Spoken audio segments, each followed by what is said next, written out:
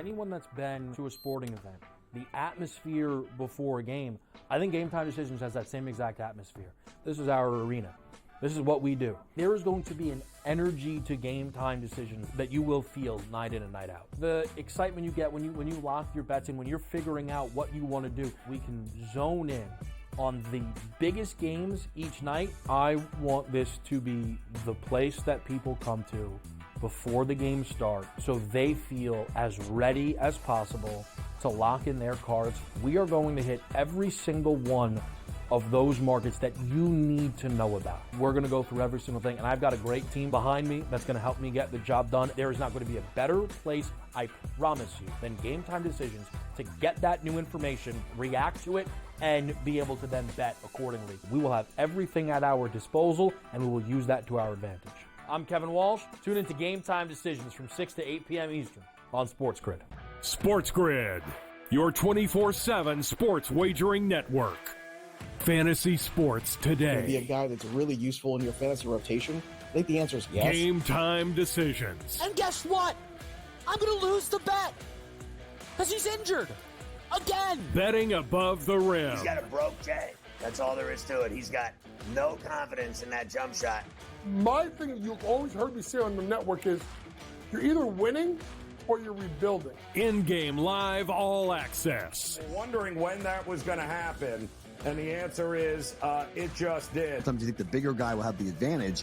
Well, if the little guy can move, Joe, it's hard to hit the little guy sometimes when you're a big boy, right? InGame Live, Prime Time. 4-1, I'm going to take a little flyer on Justin Rose. InGame Live, Overtime.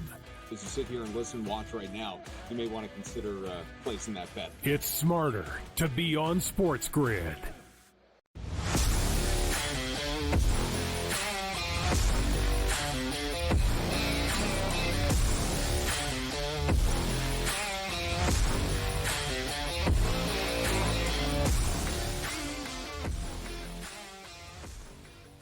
All right, welcome back in-game live primetime here on the SportsGrid Network. Off and running here, another hour as we are about 5 minutes in to the third quarter in the NBA Finals Game 1. It is a 14-7 Dallas run here to start the third quarter, chipping away here, 70-56 right now. In-game total, Dave, 208.5, and I believe 12.5, 13.5 here are available. And this is kind of what we thought we might get here early on.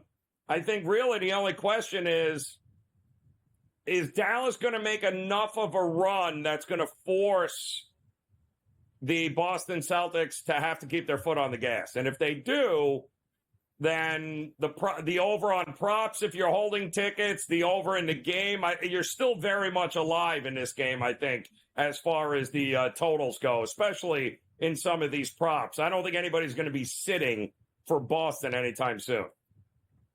No, not yet. Kaufman said it. We've seen it on a regular where teams had 15-plus point leads and lost them. Yep. I don't know. I'm okay with the way it's going right now. If you're holding that Dallas plus 15.5 ticket, or like, our guy Preston's got 18.5, you got 18.5 sitting there, that's fine. But there has to be one of those like 8-0 runs. Like there has to be. What are we going to get this to at the end of the third quarter if you realistically think Dallas is going to either cover or win the game? You got to be within 10, right? We got to get this to 10. To 8 points. 10's the has number. To be. Yeah, it has to be that. There's no – we got a 10-point lead. If we're Boston, we're talking about Boston in game 2. I just got noticed that the chat's open on the show if you guys are watching it there, and the Yankees and Twins have started, Joe. So you're concerned about Yankees and not getting the game in. Don't worry about it. Let's play ball. We're good to go. Just calm down. I wanted to ask you this. The boys put this out there. Is this the year of the chalk? Is this the year that, the favorites just win? UConn, we talked about Danny Hurley, won the men's basketball championship. South Carolina, Cruz in the women's basketball championship. Is this the chalk year for the baskets? The Celtics just cruise, and everybody that does those future parlays put them all together and done deal? Like, is that year? It's a 19-9 run, by the way. It's 11 points now.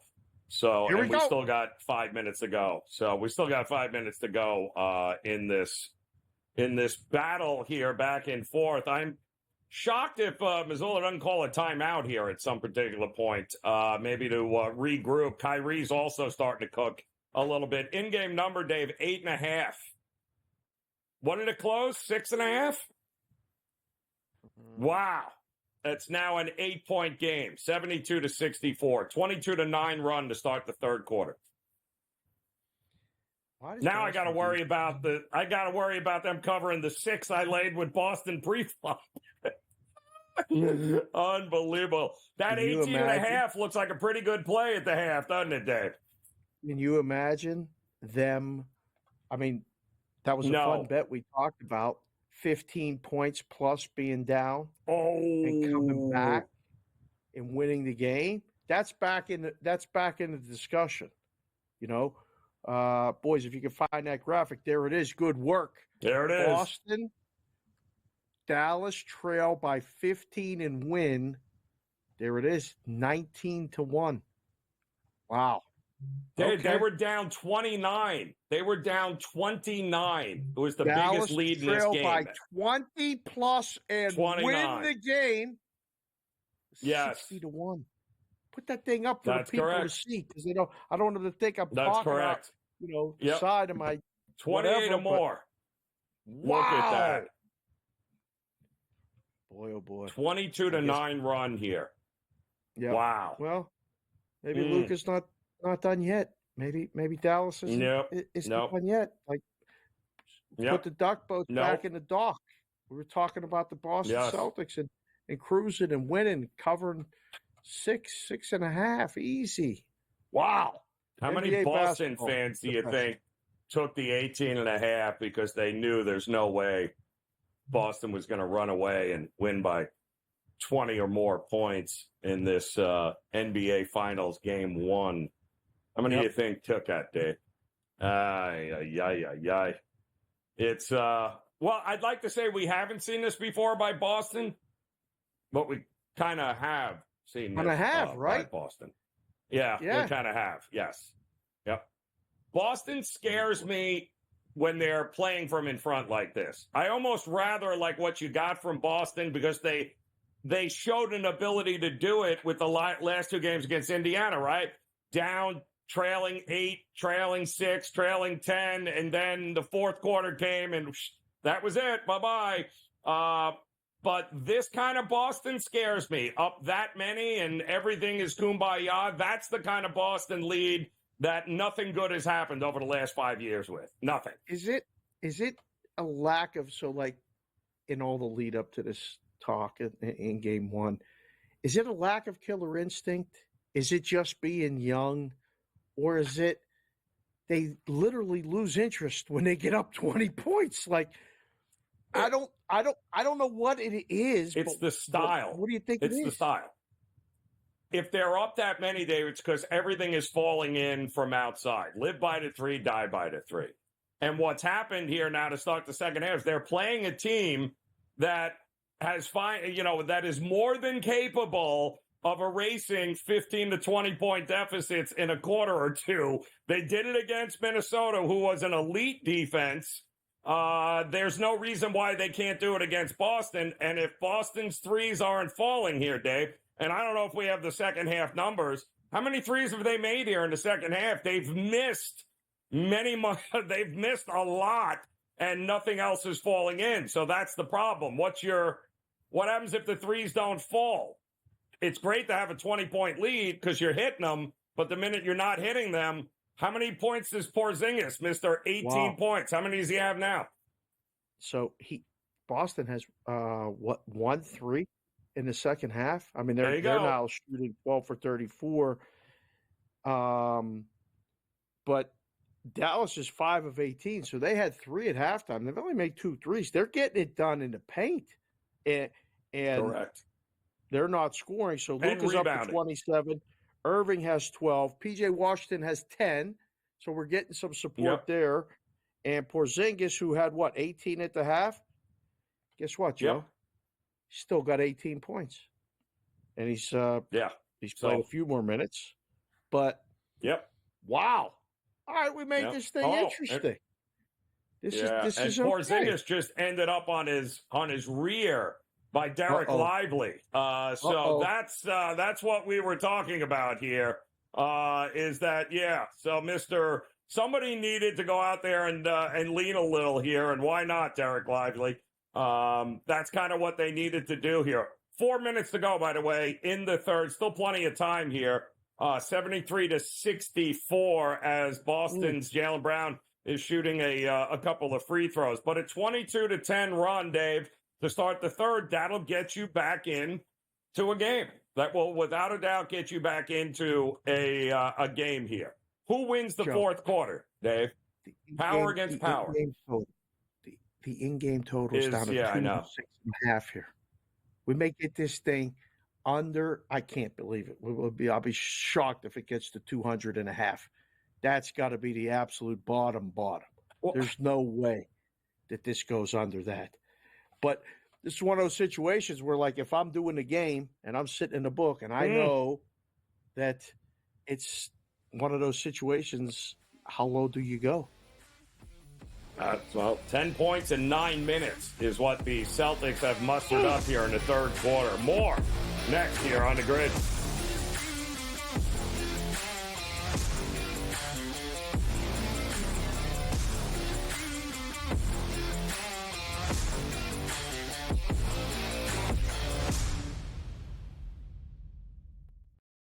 Anyone that's been to a sporting event, the atmosphere before a game, I think Game Time Decisions has that same exact atmosphere. This is our arena.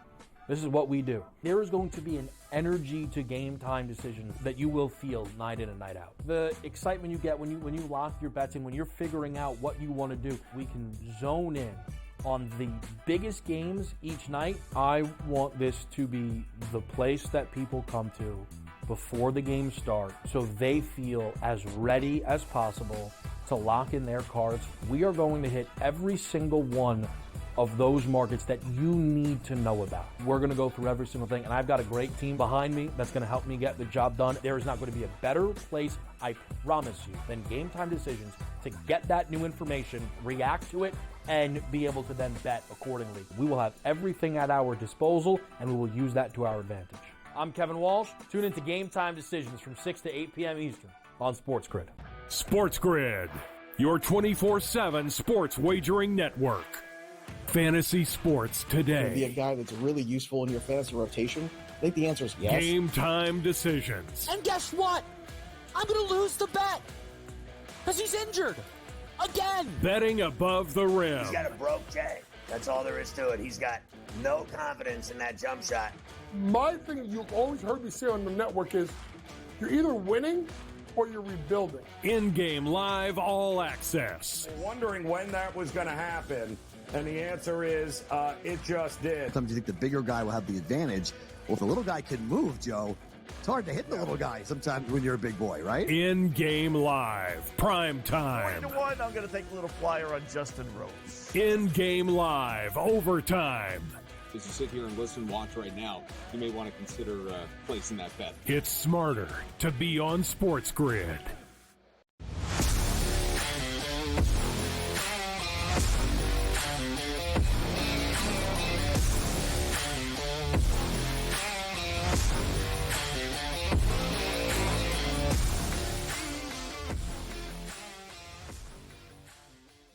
All right, welcome back in-game live, and we are prime time here. Game one of the NBA Finals off and running here, and what a nice little back and forth we've had over the last couple of minutes between the Celtics and the Dallas Mavericks here. Matt LaMarca stepping in, joining us here, and he was just explaining to us his love of the New York Knicks when he was 3. Yep. But boy, times change, Matt. Is it not? Time has changed. What were you looking at in this game before the series started? Were you leaning Celtics? Were you leaning Dallas? How'd you see this thing going? I was heavily leaning Celtics. My best bet for this series was Celtics minus 2.5 games. It was an aggressive bet. I thought that, but I thought the most likely outcome was Celtics in 5. So I took the minus 2.5. I've taken it in the first 3 rounds of this playoffs. It's come through for me every time. So I went right back to the well. And for game 1, I am on the over. Got it at 215, ended up closing, over 217. So a little bit of closing line value there. Feel pretty good about that. And certainly with the way the Celtics shot the ball in the first quarter, we got off to a pretty good start there too. I'm in Vegas, and I there's these cans all around town for that CLV. I take pictures of it and post it. I've pledged books out here to put them in there because it's great when you beat the number and then you're really never in it. I mean, the in-game total is 204.5. All right, so as a Knicks guy in your past, but now a Celtics guy for this series and a blowout that's looking good, is this team going to be regarded in your eyes as one of the best teams if they win the championship? I mean, they've taken care of everybody really easily along the way. And Matt, not just here on SportsGrid, but talking heads everywhere have been kind of putting down the path, saying it's been very easy. How do you look at this Celtics team if your bet gets in and you cover that 2.5 games? This team's got to be regarded as one of the best, at least in the last 20, 30 years, no? So for me, they are, absolutely. You look at their regular season numbers, outstanding, best offense in history in terms of offensive efficiency. I do think that for most of the general public, it would take a sweep for them to enter that, stratosphere. Because, you can say they've beaten who's in front of them, and they certainly have, but there is no denying that they have had an easy walk. And for whatever reason, Dave, there are just a lot of people out there that don't like the Celtics. They don't want to root for this team. They don't want to support this team. And I think they will be looking for every excuse possible to not give this team their flowers. So for Boston to get that respect, they're going to have to really take care of business, I think, pretty emphatically here. Yeah, it's been a weird game 1, and I can't wait for the overreaction. No matter what happens in the rest of this game, the overreaction for game 2 is going to be phenomenal. But I did not have both of these teams having 20-point quarters. I was kind of with you, leaning towards the over here. And I had it in the first half, and all I got was 42 points out of Dallas. But it looks like that they're going to have about 22, 24 points in the third quarter. How much of that do you attribute from what you're seeing to the Boston defense? And how much of this do you attribute to they look like they haven't played in a week? I think it's a combination of a bunch of different factors. One, Boston's defense is fantastic. It's a different type of defense when compared to a team like Minnesota that Dallas really had no problems with. And we've seen the impact that having Porzingis back has made, particularly in that first quarter. He was contesting shots at the rim, doing a great job. But the Dallas shooters on this team just aren't that good either, right? And that's kind of been the difference in this game. In the first quarter, the Celtics made everything. Derek White, Sam Hauser was hitting threes. For Dallas to contend, they're going to need Derek Jones and PJ Washington to both be, 40+% 3-point shooters in this series. And I just think that's a lot to ask. Which is the only way that the games are going to go over, right? It's got to be more of Boston's going to do what they do. Dallas has to shoot good. Dallas has to play. Like, you're not slowing Boston down, right? And all the talk and lead up to this, it was like, oh, well, if the game is going to be played this way, it's the only, like, you watch, you're saying it out loud, right? Dallas isn't slowing down Boston. Dallas has to speed up and match Boston's offensive efficiency. Not better than, but at least close, right?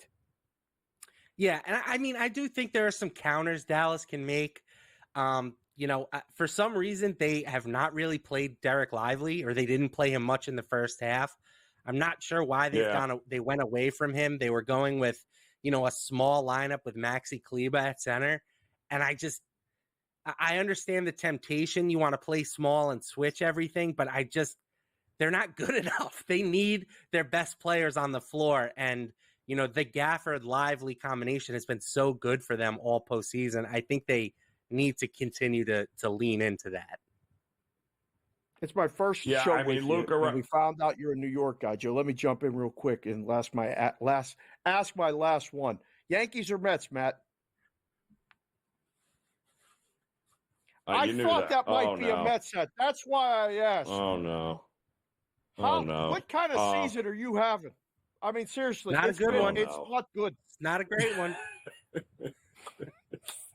A lot of close games for whatever that's worth, but a lot of losses. When's the last great season the Mets have had? Exactly. When was that? Was it? Let's see. When you began 2015 was the World Series year. It's about right. But there's plenty of time. Edwin Diaz is actually in Brooklyn playing I believe, some sort of wiffle ball game right now, hoping to get his edge back. So things are looking up there, Matty. You should be good to go. Ultimately, after what you've seen here tonight, is this a 5-game series, 6-game series? What are you thinking? Listen, if Boston shoots, they're not losing. So yeah, I think 5 is where I'm sticking. But Boston's got to make shots. That's the moral of the story. That's it. It's the name of the game. Matty LaMarca, thank you so much, my man. Enjoy.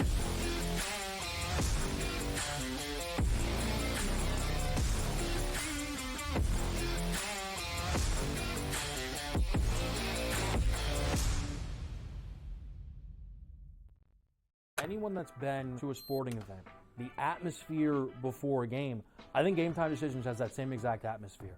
This is our arena. This is what we do. There is going to be an energy to Game Time Decisions that you will feel night in and night out. The excitement you get when you lock your bets in, when you're figuring out what you want to do, we can zone in on the biggest games each night. I want this to be the place that people come to before the games start so they feel as ready as possible to lock in their cards. We are going to hit every single one of those markets that you need to know about. We're going to go through every single thing, and I've got a great team behind me that's going to help me get the job done. There is not going to be a better place, I promise you, than Game Time Decisions to get that new information, react to it, and be able to then bet accordingly. We will have everything at our disposal, and we will use that to our advantage. I'm Kevin Walsh. Tune into Game Time Decisions from 6 to 8 p.m. Eastern on SportsGrid. SportsGrid, your 24/7 sports wagering network. Fantasy sports today. Be a guy that's really useful in your fantasy rotation? I think the answer is yes. Game Time Decisions. And guess what?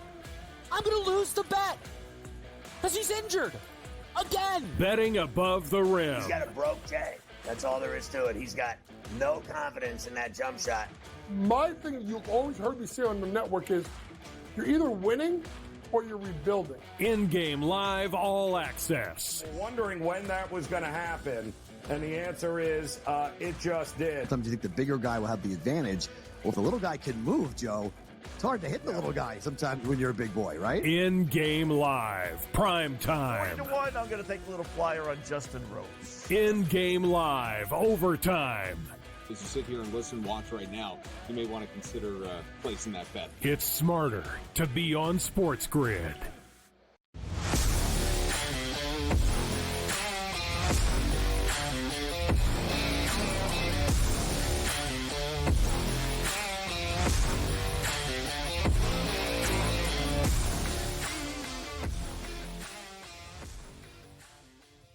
All right, welcome back in-game live, and we are primetime here as the end of the third quarter has come in the NBA Finals here. Joe Raineri alongside Dave Sharapan, and all of that goodwill, it ends up being just a 24-23.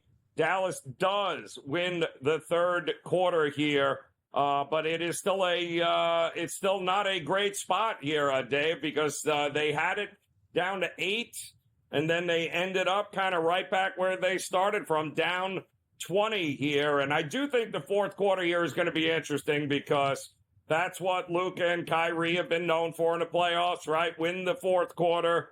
But the Celtics have done a pretty good job of that as of late also. So do the Celtics bury them here, or does Dallas show a little bit of fight and something to build off of into game two? I think that's going to be worth watching.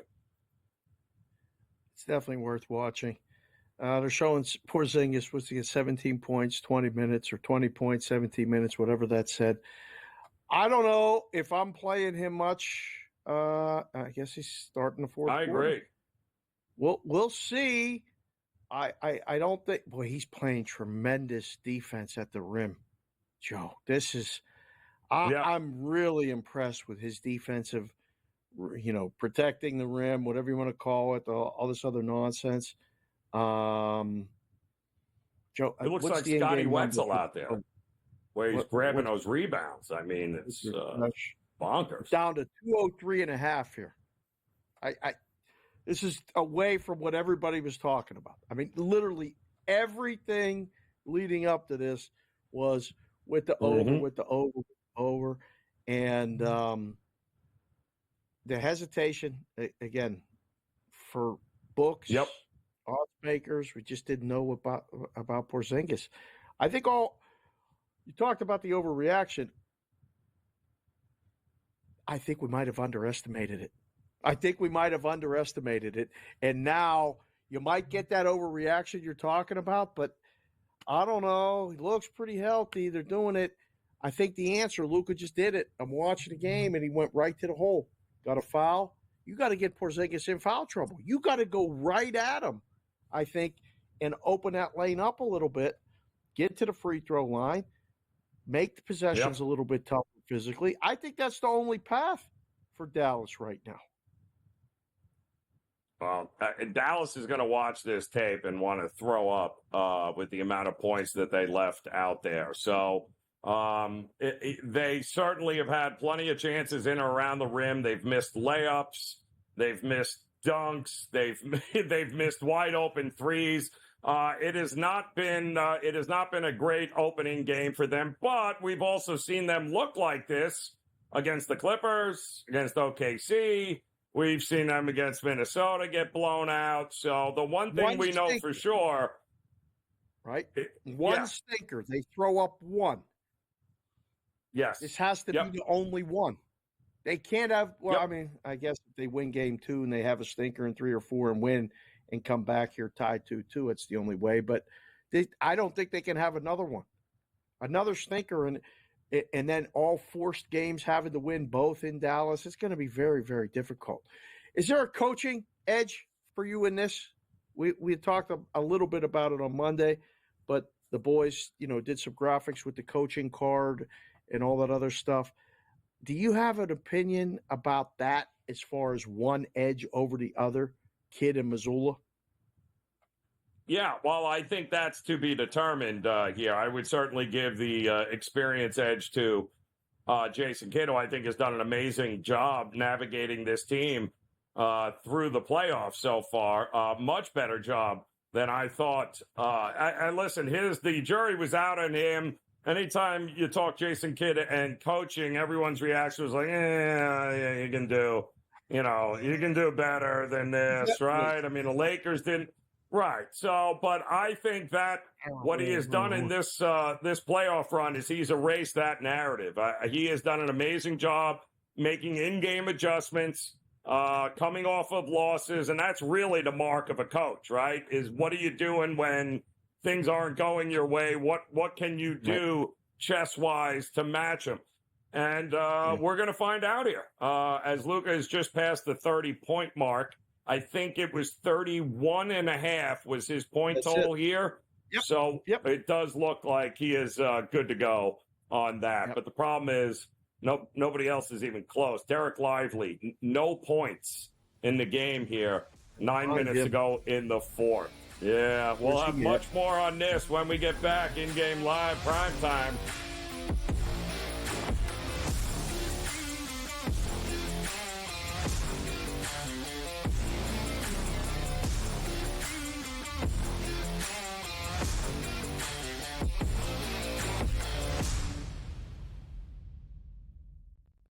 Anyone that's been to a sporting event, the atmosphere before a game, I think Game Time Decisions has that same exact atmosphere. This is our arena. This is what we do. There is going to be an energy to Game Time Decisions that you will feel night in and night out. The excitement you get when you lock your bets in, when you're figuring out what you want to do, we can zone in on the biggest games each night. I want this to be the place that people come to before the games start so they feel as ready as possible to lock in their cards. We are going to hit every single one of those markets that you need to know about. We're going to go through every single thing, and I've got a great team behind me that's going to help me get the job done. There is not going to be a better place, I promise you, than Game Time Decisions to get that new information, react to it, and be able to then bet accordingly. We will have everything at our disposal, and we will use that to our advantage. I'm Kevin Walsh. Tune into Game Time Decisions from 6 to 8 p.m. Eastern on SportsGrid. SportsGrid, your 24/7 sports wagering network. Fantasy sports today. Be a guy that's really useful in your fantasy rotation? I think the answer is yes. Game Time Decisions. And guess what? I'm going to lose the bet because he's injured again. Betting above the rim. He's got a broke J. That's all there is to it. He's got no confidence in that jump shot. My thing you've always heard me say on the network is you're either winning or you're rebuilding. InGame Live All Access. Wondering when that was going to happen. And the answer is, it just did. Sometimes you think the bigger guy will have the advantage. Well, if the little guy can move, Joe, it's hard to hit the little guy sometimes when you're a big boy, right? InGame Live, Prime Time. 20-1, I'm going to take a little flyer on Justin Rhodes. InGame Live, Overtime. As you sit here and listen, watch right now, you may want to consider placing that bet. It's smarter to be on SportsGrid.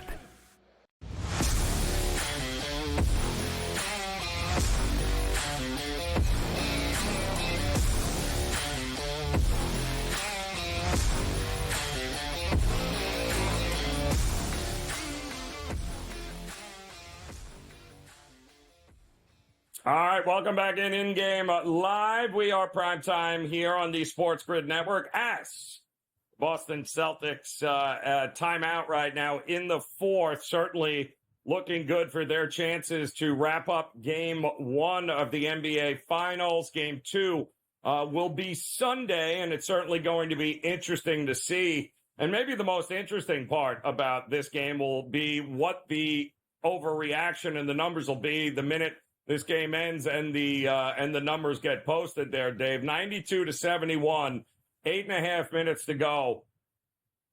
The total's down to 200.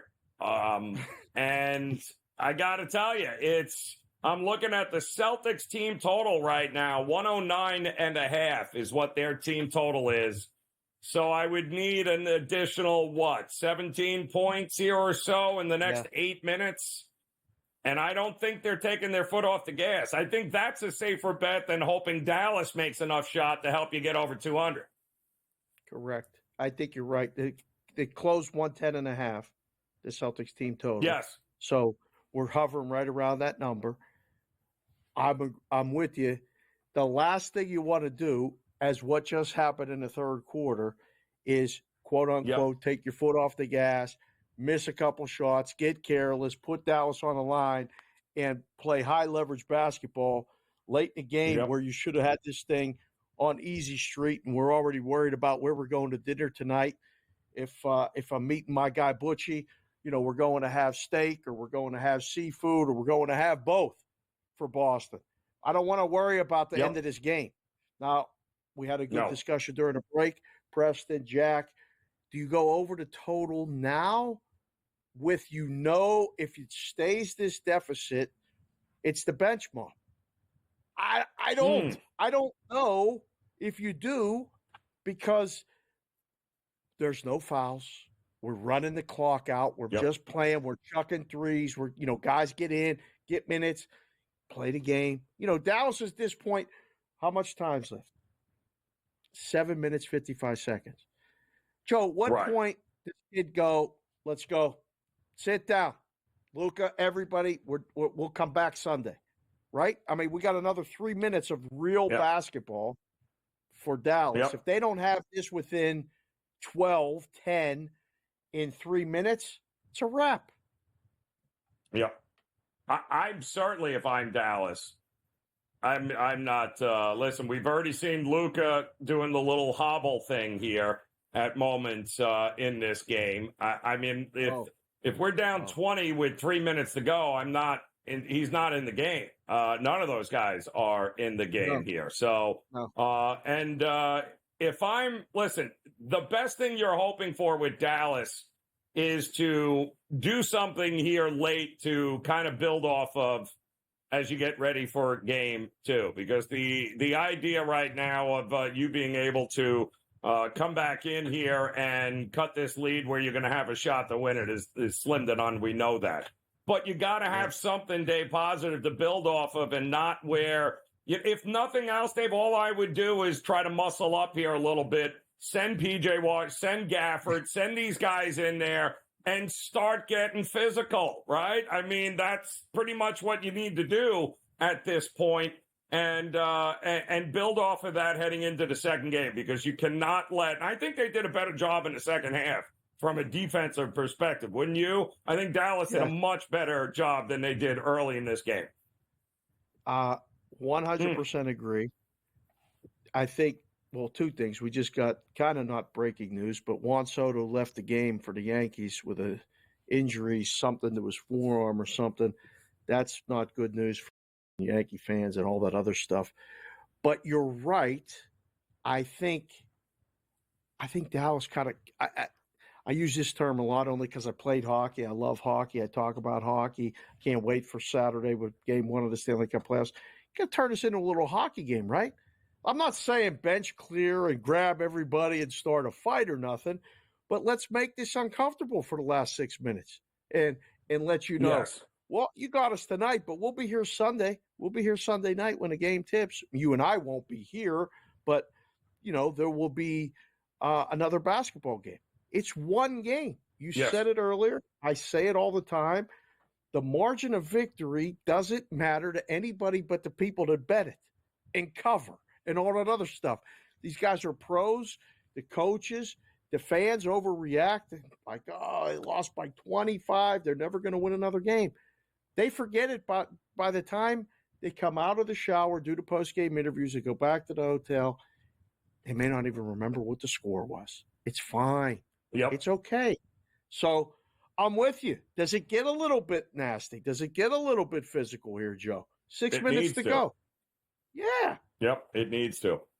And I will say another thing. I mean, you can read into this on how you want, but it appears that the Soto coming out of the game coincided with the Yankees actually pulling Jason Dominguez out of his minor league assignment shortly thereafter. And he is their number one prospect, center fielder, big kid lefty, that everyone has wanted instead of Trent Grisham, who was hitting a, 0.75 on the season. But the Yankees had not called him up and didn't bail on Trent Grisham. But with Soto out, and all of a sudden they pulled Dominguez out of his minor league game, something tells me he'll be in a Yankee uniform tomorrow, and that means maybe not great news for Soto. I don't know if something happened to the arm. I doubt very much that this is just happenstance. Why are you pulling him out of a game? Joe, you know what tomorrow is? The Dodgers and Yankees start a big series. Yes. That's a gigantic series at Yankee Stadium. Dodgers only trip in. Wow. I really hope Soto's okay. I hope he's not me hurt. Too. That's a shame. That's a big bummer. How do you feel about baseball in London?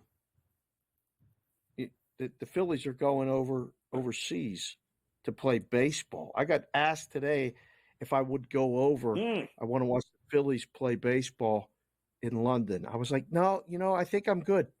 Plus, I got to work. I'll be doing InGame Live. But would you go to see the Yankees? Like the Yankees played over here. You didn't go to watch Yankees play in London? Yeah, no. I like that as much as I like afternoon tea. which is not a lot. So I can assure you I would not, no tea and crumbs for me. I would suggest, though, that I'd get a really good seat on my couch, right behind home plate, too. I'd feel like I was right there in the game and not have to travel, halfway around the Atlantic to try and watch a game that I could literally watch when they come here and play the Marlins or the Tampa Bay Rays. So I would avoid London, Dave. I wouldn't go see a football game in a soccer stadium either, Dave. Just call me crazy. They keep pushing all these sports over there, and not me. It's really interesting. They get the Phillies with the best record in the National League, and they're playing the Mets, who, I didn't mean to even ask that. I wasn't taking a shot at LaMarca, but, I mean, he owned up to it. It's been a tough season for the Mets. Yeah.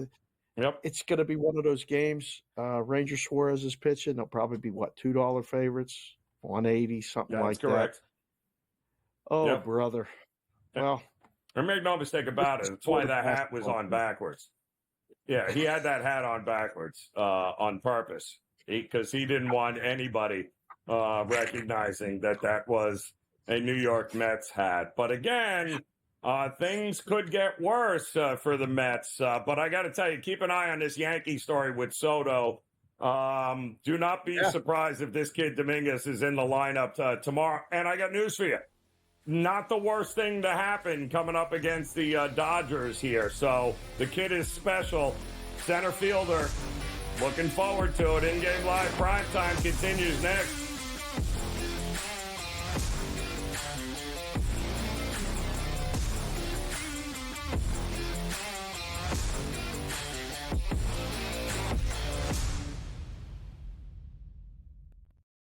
Anyone that's been to a sporting event, the atmosphere before a game, I think Game Time Decisions has that same exact atmosphere. This is our arena. This is what we do. There is going to be an energy to Game Time Decisions that you will feel night in and night out. The excitement you get when you lock your bets in, when you're figuring out what you want to do, we can zone in on the biggest games each night. I want this to be the place that people come to before the game starts so they feel as ready as possible to lock in their cards. We are going to hit every single one of those markets that you need to know about. We're going to go through every single thing, and I've got a great team behind me that's going to help me get the job done. There is not going to be a better place, I promise you, than Game Time Decisions to get that new information, react to it, and be able to then bet accordingly. We will have everything at our disposal, and we will use that to our advantage. I'm Kevin Walsh. Tune into Game Time Decisions from 6 to 8 p.m. Eastern on SportsGrid. SportsGrid, your 24/7 sports wagering network. Fantasy sports today. Be a guy that's really useful in your fantasy rotation? I think the answer is yes. Game Time Decisions. And guess what? I'm going to lose the bet because he's injured again. Betting above the rim. He's got a broke J. That's all there is to it. He's got no confidence in that jump shot. My thing you've always heard me say on the network is you're either winning or you're rebuilding. In-game live all access. Wondering when that was going to happen, and the answer is it just did. Sometimes you think the bigger guy will have the advantage. Well, if the little guy can move, Joe, it's hard to hit the little guy sometimes when you're a big boy, right? In-game live, prime time. 3-1, I'm going to take a little flyer on Justin Rose. In-game live, overtime. As you sit here and listen, watch right now, you may want to consider placing that bet. It's smarter to be on SportsGrid.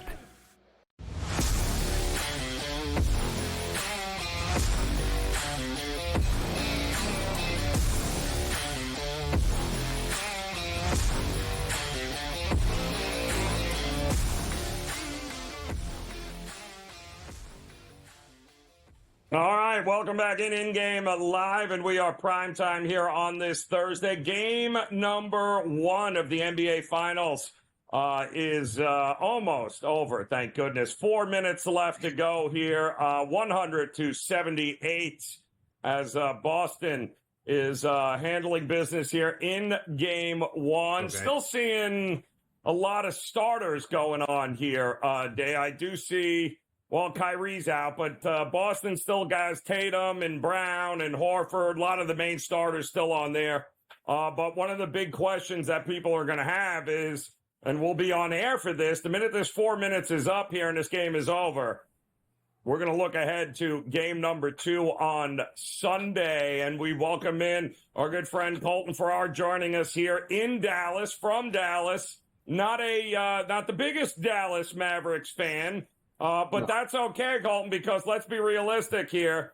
We're probably going to be able to get a lot more value on them in the second game coming up on Sunday. But what are your impressions of what you've seen thus far in game 1?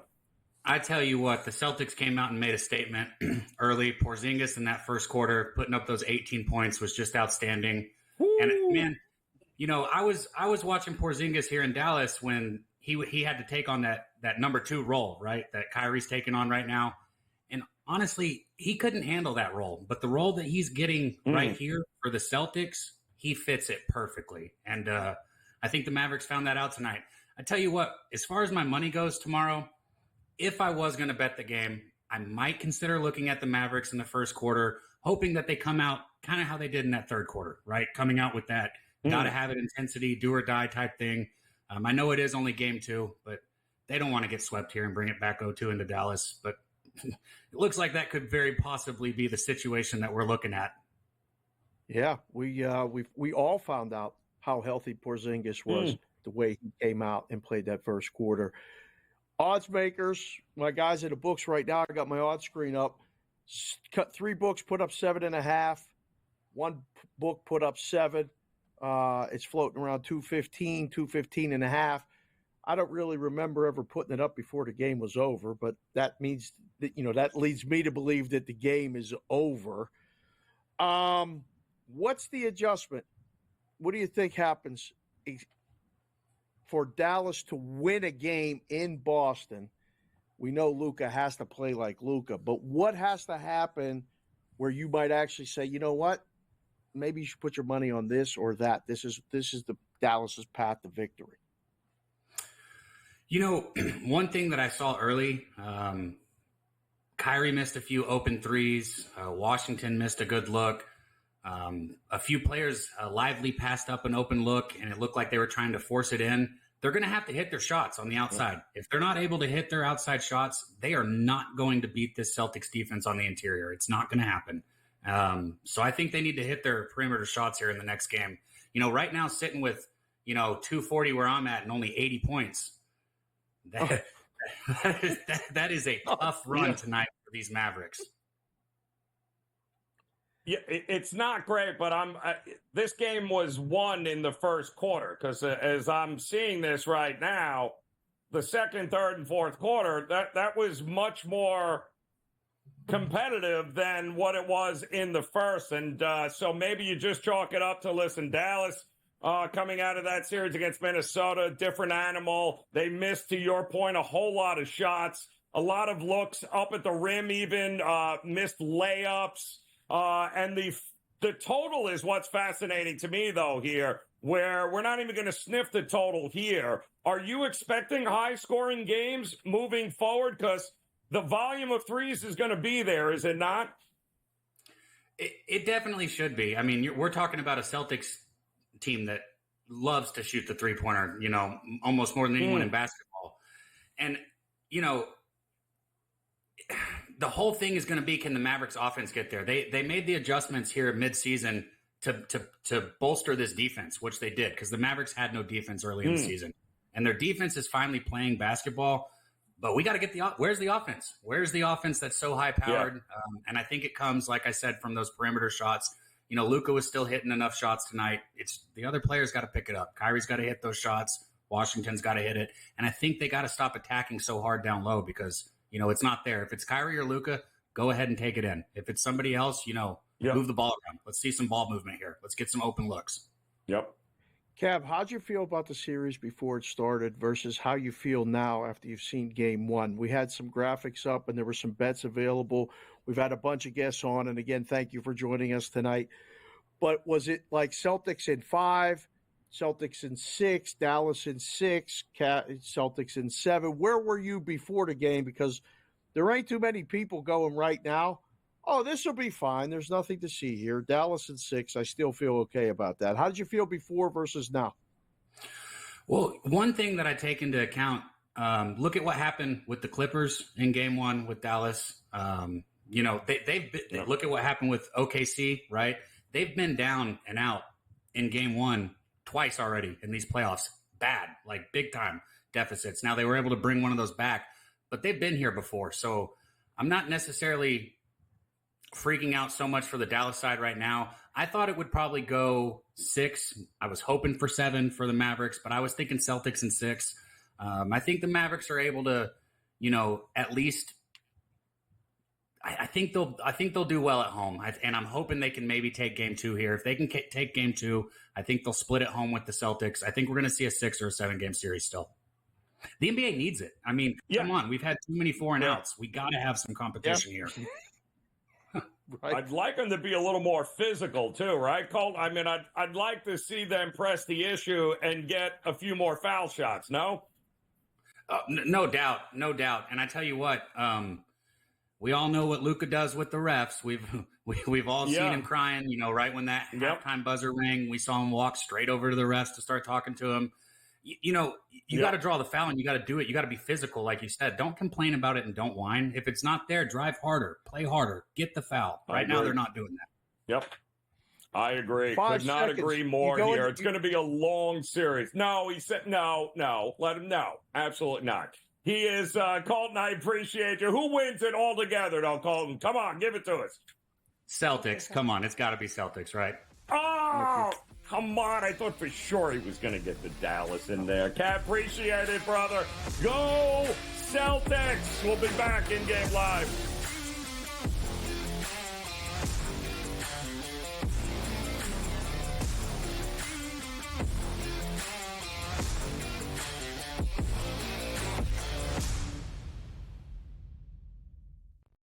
Anyone that's been to a sporting event, the atmosphere before a game, I think Game Time Decisions has that same exact atmosphere. This is our arena. This is what we do. There is going to be an energy to Game Time Decisions that you will feel night in and night out. The excitement you get when you lock your bets in, when you're figuring out what you want to do, we can zone in on the biggest games each night. I want this to be the place that people come to before the games start so they feel as ready as possible to lock in their cards. We are going to hit every single one of those markets that you need to know about. We're going to go through every single thing, and I've got a great team behind me that's going to help me get the job done. There is not going to be a better place, I promise you, than Game Time Decisions to get that new information, react to it, and be able to then bet accordingly. We will have everything at our disposal, and we will use that to our advantage. I'm Kevin Walsh. Tune into Game Time Decisions from 6 to 8 p.m. Eastern on SportsGrid. SportsGrid, your 24/7 sports wagering network. Fantasy sports today. Be a guy that's really useful in your fantasy rotation? I think the answer is yes. Game Time Decisions. And guess what? I'm going to lose the bet because he's injured again. Betting above the rim. He's got a broke J. That's all there is to it. He's got no confidence in that jump shot. My thing you've always heard me say on the network is you're either winning or you're rebuilding. InGame Live All Access. Wondering when that was going to happen, and the answer is it just did. Sometimes you think the bigger guy will have the advantage. Well, if the little guy can move, Joe, it's hard to hit the little guy sometimes when you're a big boy, right? InGame Live, Prime Time. 3-1, I'm going to take a little flyer on Justin Rose. InGame Live, Overtime. As you sit here and listen, watch right now, you may want to consider placing that bet. It's smarter to be on SportsGrid.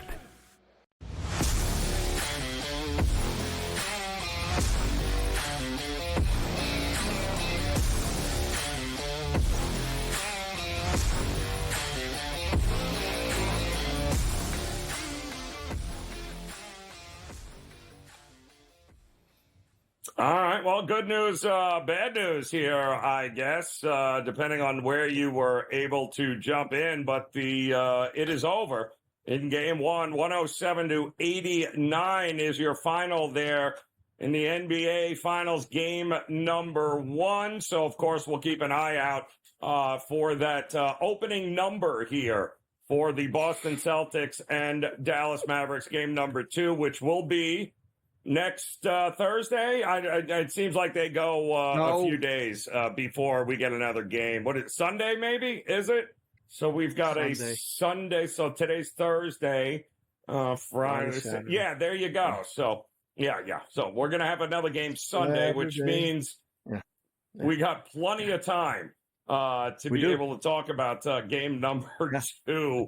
And after this beatdown, it did finish 18, Dave, and I believe the halftime number we got was 18.5. So 18.5. Dallas did, in fact, cover the at the break there, but the 18.5. But a lot to pull away here. Mostly, listen, the first quarter decided this game.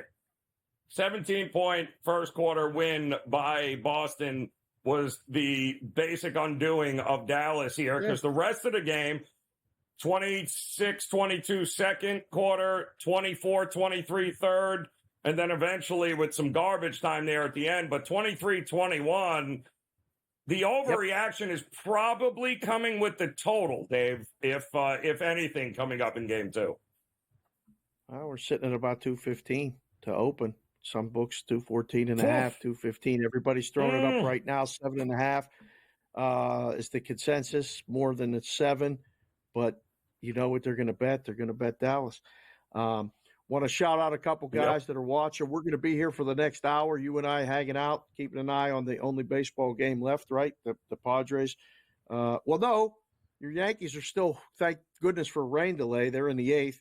But the Diamondbacks are leading the Padres, top of the 5th. They're up 3-0. I got the Doctor. I got the Jedi. The boys, I call them the Wager Wire guys. They're good friends of mine. If you have Dallas tickets to win the championship, would you sell a Dallas ticket right now if you could get money for it, Joe? Because I don't know if I want to hold on to that right now. We just had Cab come on and say, looks like Celtics in 5. Hopefully, maybe we get to 6. The NBA doesn't want to see that. Another short series. We can't see another short series, Joe. Can we? No. There's going to be so many days in between these games anyway. Most people are going to forget they're even still playing. But again, what I saw was 3 competitive quarters of basketball and 1 first quarter that one team came out ready to play it, and the other team didn't. And that's what eventually ended up costing them the game. So this was not a Boston running over Dallas the whole game by any stretch. Joe, does Dallas? We know now what Porzingis is, and he looked damn good and healthy. Does Dallas have an answer for Porzingis? They have to have an answer. Do you think they got something coming? Game 2. They did answer it. How many points did he have in the second half after the 18 in the second quarter? So they do have an answer, but he came out, lit them up, and they weren't ready for it. But they obviously were able to make adjustments for the third and fourth quarter.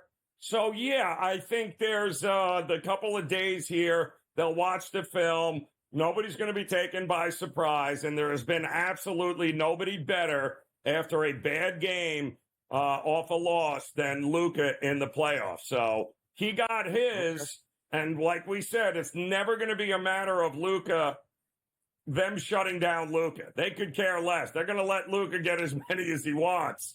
The question is, can Kyrie elevate his game, who left a ton of points on the court here tonight? Who was the second scorer on Dallas? 12.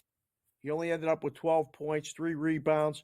Kyrie has to be better for Dallas to be better. Yes. PJ Washington ended up with 14.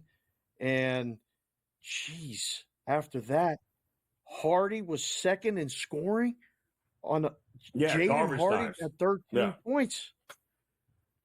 That's not good for Dallas. So, there has to be an adjustment. No. It can't be Luka and nobody else. And I think they realize what they're up against now. So we'll see what they're made of. But certainly the domination was in the first quarter, not the second, third, and fourth quarter here. So if they can eliminate that first quarter, we might have ourselves some series. In-game live continues.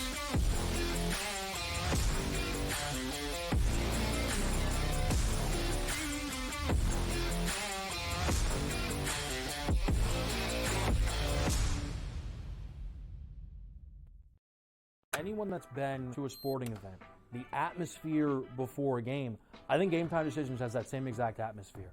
This is our arena.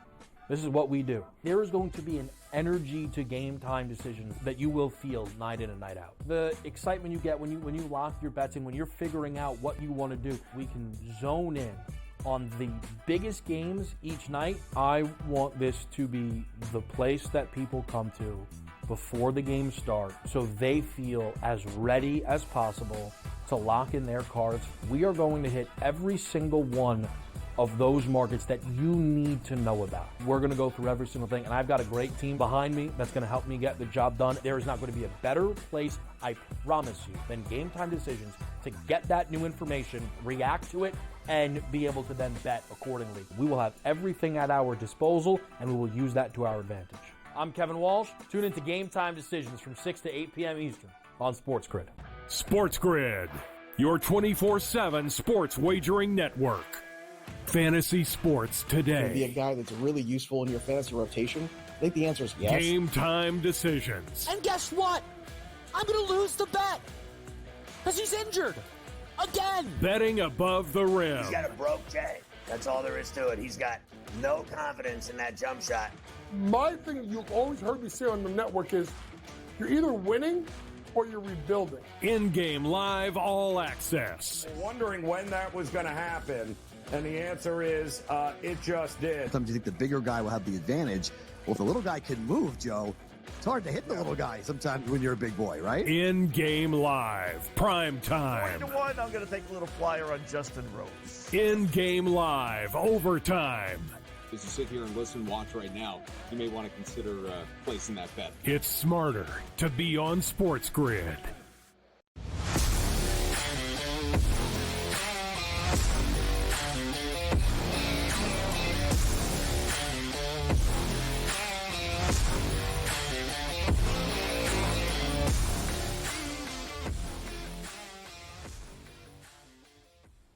All right, welcome back in-game live, primetime here on the SportsGrid Network, off and running, hour number 8, as we, Dave Sharapan alongside Joe Raineri, as we have, I believe, a couple of one baseball game for the most part here still underway.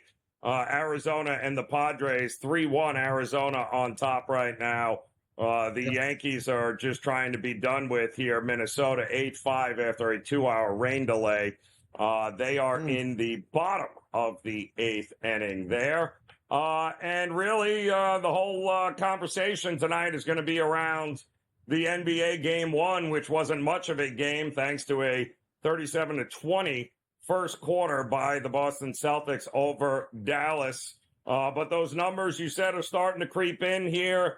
214.5, Dave, 7.5, somewhere in that ballpark there for Game 2. Yes, sir. It's where, and that's going to be consensus. I think it's going to morph into 7.5 tonight, and then it'll come back to 7 once everybody. Listen, I hope you were staying here with us and watching it on InGame Live on SportsGrid and wherever you get SportsGrid. But if you were watching the game, you most likely fell asleep. So that's where you'll see a difference in the line tomorrow once everybody wakes up, watches the highlights, checks all that other stuff. Joe, we got to talk about it. It's one of those things that Celtics fans, I mean, they're pretty excited for their team.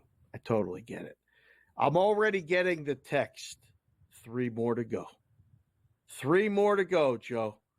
Like we're going to have a countdown every time the Celtics are going to win. I mean, Peralt's my guy. He's already texted me. The other guy from Boston already texted me. Kaufman hasn't texted yet. But my goodness, are we going to do this? Are we really going to do this? Every time they win, 3 more to go, 2 more to go. I can count, Joe. Can you? Congrats. It's one game. I didn't realize that Boston can win a championship in 2 games. I had no idea that happens. What does happen, though, is you got a very well-tested road team in the Dallas Mavericks, who I believe have lost only 2 games on the road coming into this series. This will be the third. Nobody has been better on the road, especially in bounce back spots, than the Dallas Mavericks here. So, hey, listen, if I'm watching it, this was a much more competitive game in the second, third, and fourth quarter. If you take away the 17-point beatdown in the first quarter, and the Celtics were trying to continue to find out. Don't forget, Dallas came back in the third, had this within 8 at one point during this game. So they know they're capable of hanging with them. And the fact that Porzingis went from 18 to, I don't know, call me crazy, 18 in the first half to just a handful of buckets in the second half means that Dallas certainly did what they needed to do adjustment-wise in the second half. But this is all going to come down to, like anything else, the role players of Dallas stepping up. You had the role players for Boston step up here. You go down the list here. I mean, Hauser had 8. You had Porzingis off the bench, finished with 20, but mind you, he had 18 in the first half. So the second half was a different animal for him. And I think it'll be a different game, too, as well. I do not think Boston is going to just sit back and allow that kind of free will that Porzingis had early in this game moving forward. 30 points for Luka. I don't think he hit his prop. It was 31.5, I think, for points. So he finished with 30, 10, and only one assist. So he was short on his PRA, too, which was 47.5. So there was a lot of unders on the Maverick side in the prop betting market tonight, Dave, if that was the direction you went. Brown had 22. His was 23, his point prop. He was short. And Tatum just did not have he had a double-double, I believe, right? 16, 11, and 5. But it was a very uneventful 16, 11, and 5, was it not? Correct. Yeah, this is one of those nights where, when you're in the book, you build up excitement all day Thursday. There's a couple good baseball games that don't turn out like to be good baseball games, like Dodgers, Pirates, and Yankees last forever against the Twins, and the Yankees are going to win and all this other stuff. And then you grade the game as the book, and you go, wow, we did okay. This was a really good result for the book. All the Dallas props under, Luka props under, the game under every single number in game. There's not a number that it didn't go over, that it went over in the in game. Not one. It didn't get to the lowest we saw while we just did that show was 198.5, and it finished 196. So it's just I got buddies right now texting me at their joints. My guy Butchie's opening up the game 6.5, 215, and he said, you want to come play it? You can lay it there. That's the shortest number in the world. So I think you'll get a good cross opinion that Porzingis is healthy and ain't nothing Dallas is going to do. You staying calm like this, you're thinking like the odds makers, the books are going, hold on, was one game, and look at the numbers. They figured it out. There was in-game adjustments. We just couldn't overcome that big deficit. For the people that took 18.5, it fell 18. That's great. But I want to see a long series, Joe. I do. I it's fun. The colors work. We got stars. We got MVPs. We got all this other stuff. I don't want to see a sweep or 5. I really don't. Can we at least get 6 or 7 games? Please. Yep. Well, I mean, the Mavericks made 7 3-pointers, I think, in the game, Dave. Just 7. And maybe the biggest number to me that stuck out for this was that they only had 9 assists as a team, Dave. As a team. Which means we got a lot of ISO ball. We got a lot of stale movement. We got a lot of guys just catching and shooting. We don't have That's not how Dallas is going to win a game and win this series here. It just it looked like a team that had not played in a while here. But it's also nothing new for Luka and Dallas in game ones of a series. Luka is now 2-6 in game ones in his career. This is not where they thrive. That's where Boston thrives, though. Like, seriously, how do you explain that? That's more than just coincidence. It's Mm-hmm. I think, yep. Like I used to see Floyd Mayweather, I mean, I kind of got to know Floyd coming into the book, being out here in Vegas and all this other stuff. I don't know how great, I mean, he was great. He never lost. But in the first round, it was about learning. It was about, like, getting the things. Do you think it's like that? I do, because Luka's great. It's one of those things where he kind of has to figure out. I coach kids like this all the time. I was even kind of like this when I played. I was better at adjustments. I could figure out what you were doing and then figure out a way to affect that. I think Luka's like that, right? We got to keep that in mind going forward. Yeah. Yep. And, don't forget, Porzingis is a former Dallas Maverick.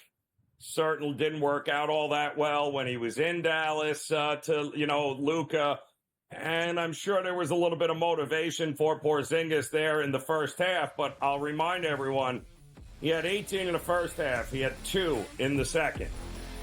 That's not going to get it done in game 2.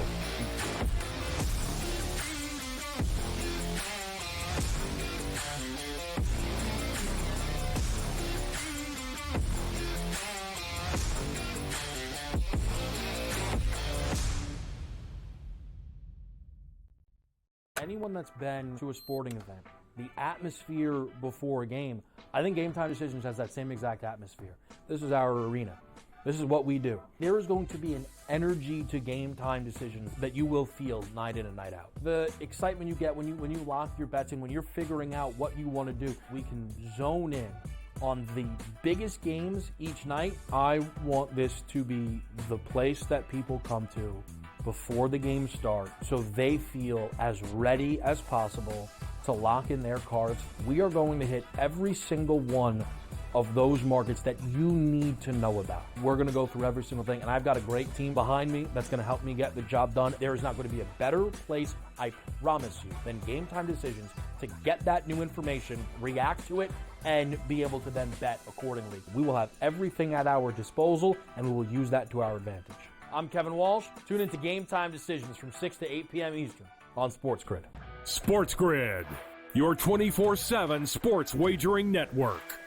Fantasy sports today. Be a guy that's really useful in your fantasy rotation? I think the answer is yes. Game Time Decisions. And guess what?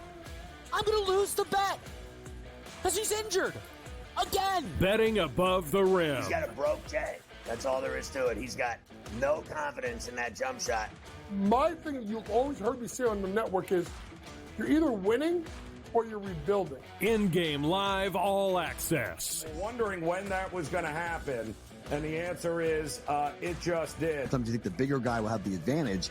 Well, if the little guy can move, Joe, it's hard to hit the little guy sometimes when you're a big boy, right? InGame Live, PrimeTime. 3-1, I'm going to take a little flyer on Justin Rose. InGame Live, Overtime. As you sit here and listen, watch right now, you may want to consider placing that bet. It's smarter to be on SportsGrid.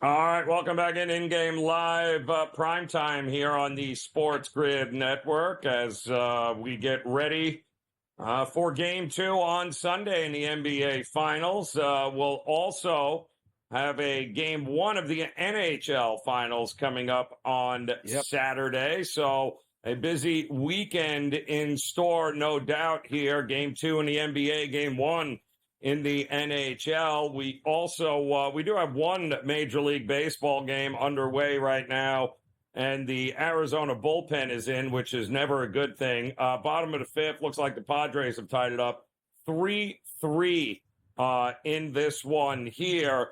And we also have some numbers that are available if you're just joining us for Game 2. Namely, the total pretty much exactly what we saw here at 214.5, although it closed a little bit higher tonight. It was right around that number for most of the week. That number for Boston, though, up to 7.5. And I think the big question is, where does it go from here? Is the money going to continue to roll in on Boston? Because there's no doubt this was a very public dog tonight. They took a ton of money, a ton of tickets. How many of those people are jumping ship here for Game 2 from the public that loved them some Dallas early on? Perception, right? To game number 2, Dave. I'm wondering what the percentage of tickets will be for Game 2 on Sunday. Well, it'll probably even out. And a couple books I know open 6.5. Everyone that opened 7.5, it's pretty much gone. It's 7, which is good. The series price was around $220, $230 before the game. Immediately you double it. You go to at least $4. You might even see some $420s. The people that bet the Celtics to win Game 1 and Celtics to win the series got to be feeling really good about laying 140. That was a dream. Comfortable. Way to go. Before we talk more about the game, because we're going to be here until the end of the hour, where we're going to turn this thing over to Gabe and Cam for Sports Rage, we got to welcome in Steve Merrill. And thank goodness Steve is here to take a shift and at least help us out, get us through the rest of this half hour here a little bit, talk about baseball, anything you want. Merrill, the floor is yours. What did you see from this game tonight? Does Dallas have a chance? Joe thinks so. I think they can at least take it 6 games. What do you think, Steve? Good to see you, sir. Yeah, first of all, Dave, I need to find out what you're wearing each night, because I'm on with you yesterday and you had the Pirates on, and now you had the Celtics on, and I was on the Pirates yesterday, free play video, Wager Talk TV, and I had a even stronger best bet on the Celtics. In fact, it was the strongest NBA play I've released all season at wagertalk.com. So played out like I'd hoped it would and thought it would. And one thing we've learned, guys, is that, there's no such thing as rust with these long rest periods. It's an advantage for the teams that are off for over a week. The number 1 seeds continue to do well in that role. I had a strong play in Oklahoma City back a couple rounds ago. If you recall, they got off to that big Game 1 winner against Dallas, and then the Mavericks ended up winning the series. So I don't think this one is over yet, but I do like Boston for the series. But I think the Mavericks will get a game somewhere, maybe 2. And it's funny, the situation was great for Boston tonight, yet, as you said, the line is now higher for Game 2, in which the situation is much better for Dallas. So public has been all over the place so far. Yeah, well, the game was won in the first quarter here, but the rest of the game was certainly much more competitive than what we saw early. And we also know that Dallas never wins Game 1s in a series.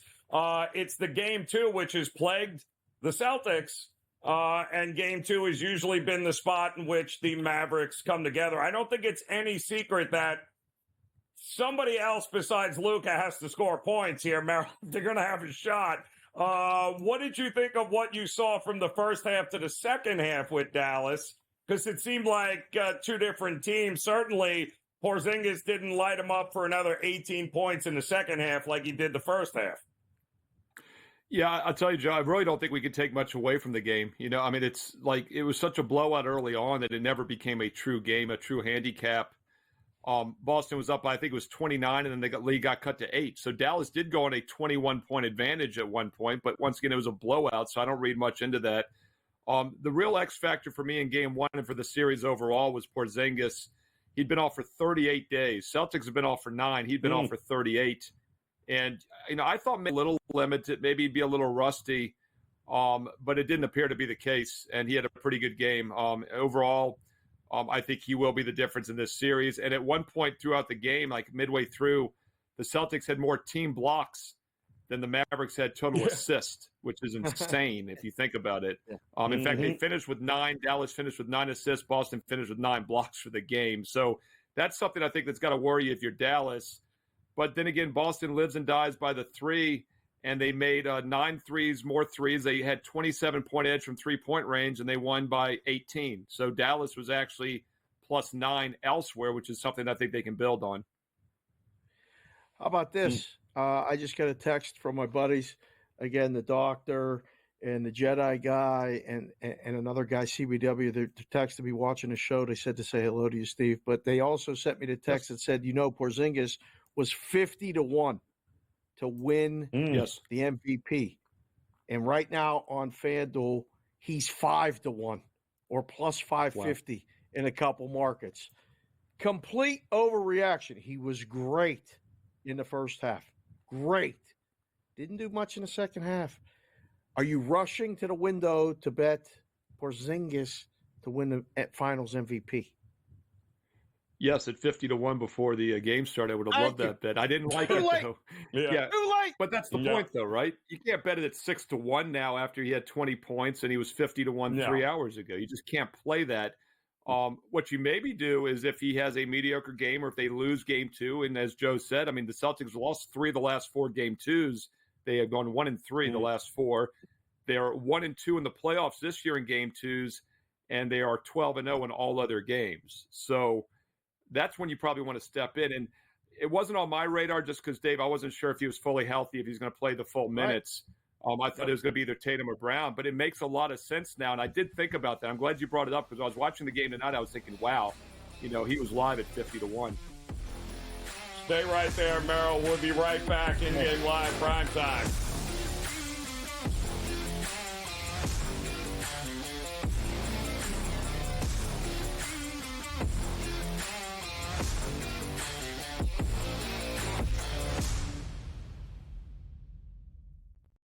Anyone that's been to a sporting event, the atmosphere before a game, I think Game Time Decisions has that same exact atmosphere. This is our arena. This is what we do. There is going to be an energy to Game Time Decisions that you will feel night in and night out. The excitement you get when you lock your bets in, when you're figuring out what you want to do, we can zone in on the biggest games each night. I want this to be the place that people come to before the games start so they feel as ready as possible to lock in their cards. We are going to hit every single one of those markets that you need to know about. We're going to go through every single thing, and I've got a great team behind me that's going to help me get the job done. There is not going to be a better place, I promise you, than Game Time Decisions to get that new information, react to it, and be able to then bet accordingly. We will have everything at our disposal, and we will use that to our advantage. I'm Kevin Walsh. Tune into Game Time Decisions from 6 to 8 p.m. Eastern on SportsGrid. SportsGrid, your 24/7 sports wagering network. Fantasy sports today. Be a guy that's really useful in your fantasy rotation? I think the answer is yes. Game Time Decisions. And guess what? I'm going to lose the bet because he's injured again. Betting above the rim. He's got a broke J. That's all there is to it. He's got no confidence in that jump shot. My thing you've always heard me say on the network is you're either winning or you're rebuilding. InGame Live All Access. Wondering when that was going to happen, and the answer is it just did. Sometimes you think the bigger guy will have the advantage. Well, if the little guy can move, Joe, it's hard to hit the little guy sometimes when you're a big boy, right? InGame Live, Prime Time. 3-1, I'm going to take a little flyer on Justin Rose. InGame Live, Overtime. As you sit here and listen, watch right now, you may want to consider placing that bet. It's smarter to be on SportsGrid.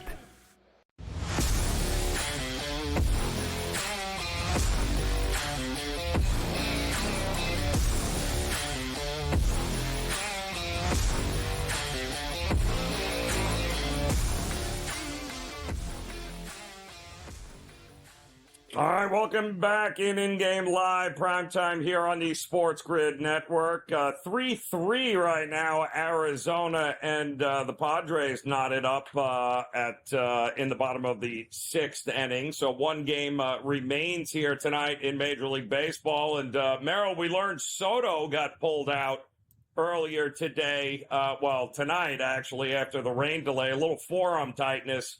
And then we also learned that their number one prospect, Dominguez, they pulled him out of his AAA game simultaneously. So I certainly hope that's not a long-term injury for Soto, but you don't want to rock the boat with the Yankees here. Everything's been going swimmingly, but boy, oh boy, wouldn't that be something if Soto all of a sudden is the first guy to go on the shelf? Yeah, that's the thing. There's so much kind of luck involved with injuries when it comes to baseball. We see Acuna out, obviously, for the season. Of course, they won the World Series without him with a losing record at this point several years ago. But still, you have to have a lot of good fortune in 162 games to stay healthy, and we'll see. My guess is it's precautionary if it's a forearm, but you never know. Dodgers hope so. At the Yankee Stadium tomorrow. Overnight look. Dodgers small favorite. Dodgers coming off.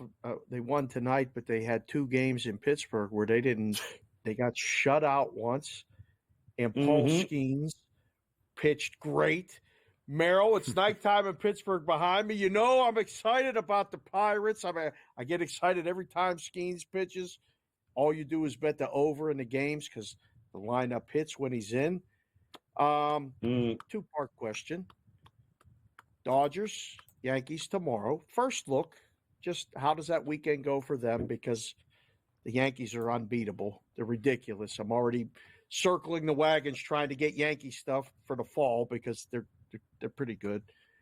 But can I get excited about the Pirates, or is it a year too soon? Like, can the Pirates actually – I mean, they're lurking. Like a wild card is out of the realm of possibility, Steve. Well, yeah. I mean, they're my Washington Nationals again because they're lurking as well. They're kind of like the Pirates, right? They're like 3-4 games under, hanging in that wild card spot. I will say this, Dave, about the Pirates. We talked about Skeens last night. I did that solo video, Wager Talk TV, on Skeens, and it's impressive what he's doing. He's the real deal. And the fact that the Cubs got to see him a second time, which should be an advantage for those hitters last month, and he strikes out the first 7 and has a 6-inning no-hitter before they pull him, tells me he's the real deal. So, look, Skeens is in the lineup now, so he replaces basically the 5th pitcher because he's in the lineup now. I mean, how many more wins is that? 10, 12 more wins probably over the next several months if he stays all the way. So, yeah, I think it's that important. He very well could get them a wild card spot. I don't think it'll happen, but they're probably 10 to 12 games better with him in the rotation now versus a below-average 5th starter that they would have had otherwise. As far as the Dodger-Yankees, talked about this yesterday when I was breaking down that Pirate-Dodger game. The Dodgers just are not playing as the best, most talented team in baseball. They entered last night having lost 7 out of 12. They're below 500 the last couple of weeks. The Yankees, meanwhile, are playing as good as anybody. So we'll see if the Dodgers bring their A game. They often do this. They'll step it up. But that offense has had some issues and hasn't been as potent as it should be. You a big fan of baseball games in London, Merrill? And are we just backing the over? Something tells me that's a different set of baseballs they sent out to London. What do you think? Well, I mean, we had all that altitude, Joe, as you know, in Mexico, so that was a huge factor. Yeah, I think they probably want runs. You're probably onto something there. They don't want these 1-0 games for the foreigners. Yeah, but Merrill, cricket is an extremely high-scoring sport, right? They sent the Mets to London. How are they going to get runs? I don't know if you send BB balls, little rubber balls. How are they going to get runs? The Mets stink. Could set up a good situation next week. I haven't looked ahead to see who the teams are playing, but the travel on these games is ridiculous. I mean, at least Mexico brutal. Is kind of like going to Arizona, right? Going to Texas. This is just insane to do this in the middle of the season. Do it right before the All-Star break or something, in my opinion. It's too much travel. Not a fan of football games and soccer stadiums and baseball being played in cricket fields. I just don't understand it. And you sent the Mets. That's like sending Jacksonville every year to like, what are you doing? How do you want these people to fall in love with football? And you send them Jacksonville. It's kind of absolutely crazy. Merrill, when you're looking ahead at this next game over, it's kind of status quo here. Still like Boston to win the series. I like Boston to win the series, but the situation is much better for Dallas now, so it's surprising that the line is actually higher. Right? The Mavs are going to get a game. It's probably going to be game 2. If not, they probably get game 3, one of the next 2. Yeah, could be a little zigzagging in our future there. Merrill, appreciate it as always. In-game live primetime continues next on the grid.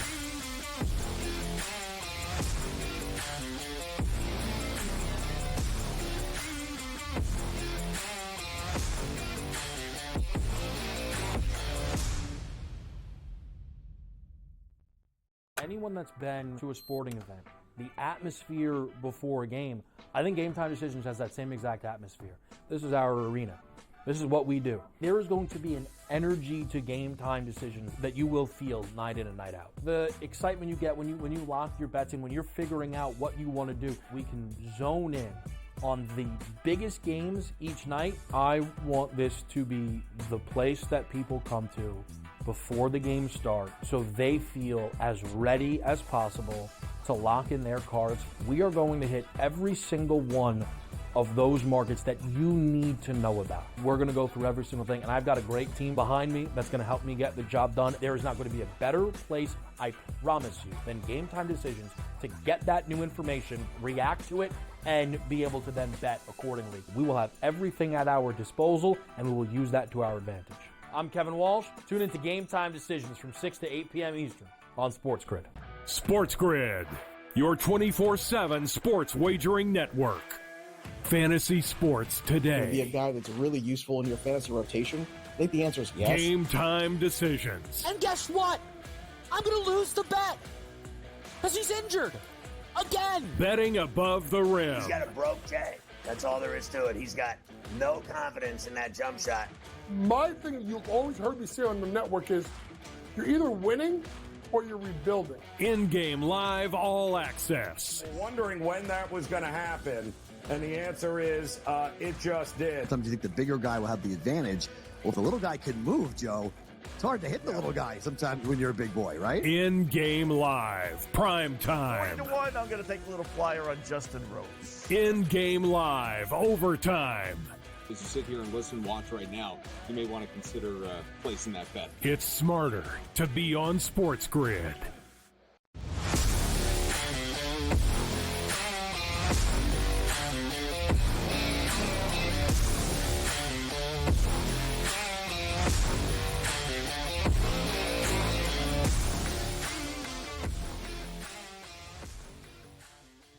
All right, welcome back in-game live, and we are prime time here on the Sports Grid Network. As we were just looking it up here, Dave, with the Mets and the Phillies heading to London this weekend, the 8th and 9th, playing a couple of games there. Then they've got to Sunday night, which is it's a 10 o'clock in the morning game Eastern time. So I guess that's kind of prime time in London. What is it, about 5 or 6 hours difference somewhere in that ballpark? So they'll be playing a 6 o'clock Eastern time game late night. Then they got to hop on a plane, travel. They're off on Monday, but then they have, did you count them? They got Tuesday, Wednesday, Thursday against Boston. And then it's 20 games before another day off. When they come back, they play Boston, and they play for 20 straight days. So they last played Wednesday this week. They're off today, tomorrow, then a 2-game series, then an off day Monday.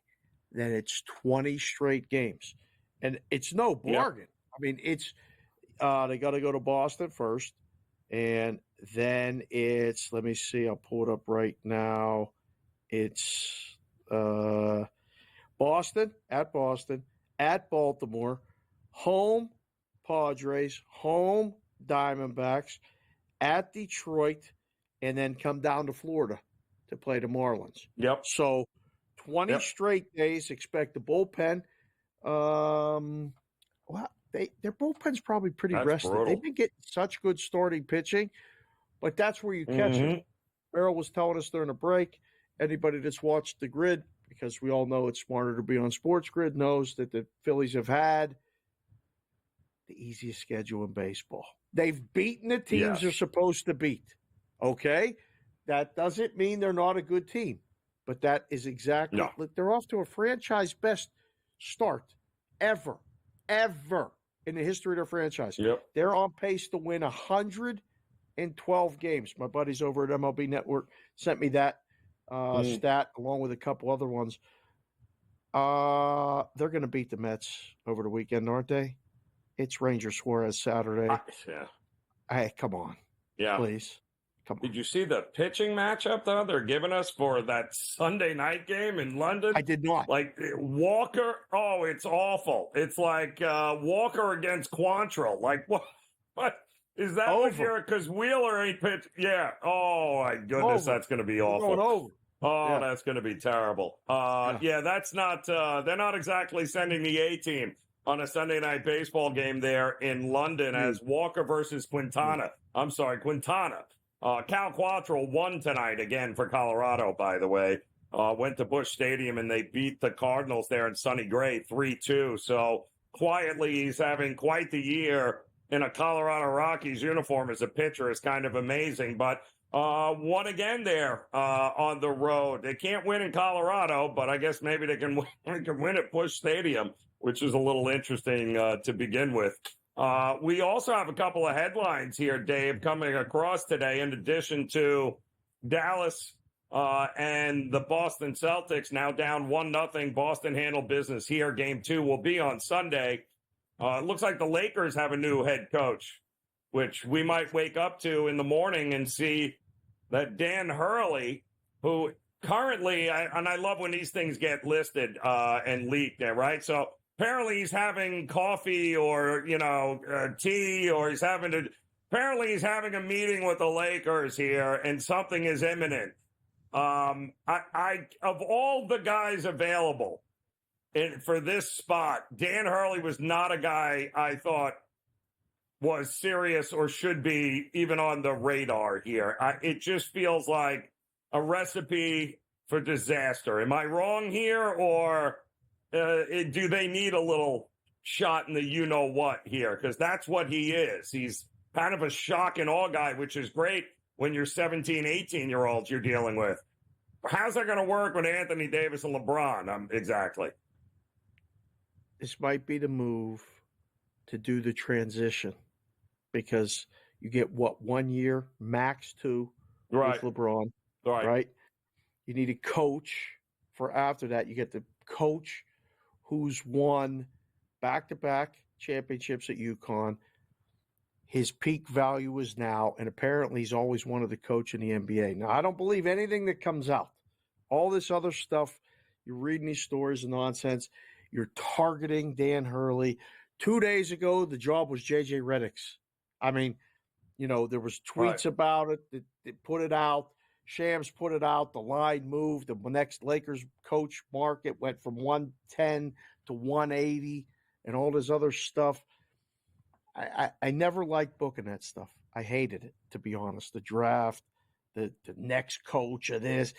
Let's just book the games. That's the way I always approached it. I don't know. If he has incentive to go coach in the NBA, taking a Lakers job now for what it can become and that gigantic mountain of money is probably worth it. The way college sports is going, it's not the same game that he knew 2 years ago, let alone 5 years ago. So from that point of view, it's a nice change. And then moving from Connecticut to L.A., it's a whole new different type of, life. The traffic is bad in one. It's maybe not as bad in the other. You got perfect weather out in L.A. for the most part. There's a lot of changes. You got to check, with the significant other and make sure that it works. I'm saying right now, I don't see it. It sounds like he's gone. Like he's going to be with the Lakers, and we'll have content for at least a year. All right? I mean, that'll be perfect. Oh, it'll be great. Well, he's also got a chance to do something that hasn't been done since a million years ago here, like John Wooden kind of thing. A chance to go back to back to back. You don't see it in college basketball ever, actually, since the 60s there with the Wooden days. But he has that kind of he's actually built that UConn program to a point where he is loaded for next year, Dave, coming in. So They already gave you a contract extension, $36 million, I think. He is set. He's a king in Connecticut, and he's got a chance to compete for another national championship, which, nobody's done in the last 5 decades. So the idea that he's going to leave that to go and babysit, and that's what he'll be doing here as long as LeBron is in a locker room, he will have no say. Make no mistake about it. He'll have no say. I think he's out of his mind. I just think I don't know how much money they could throw at him. How much money are you going to throw at him?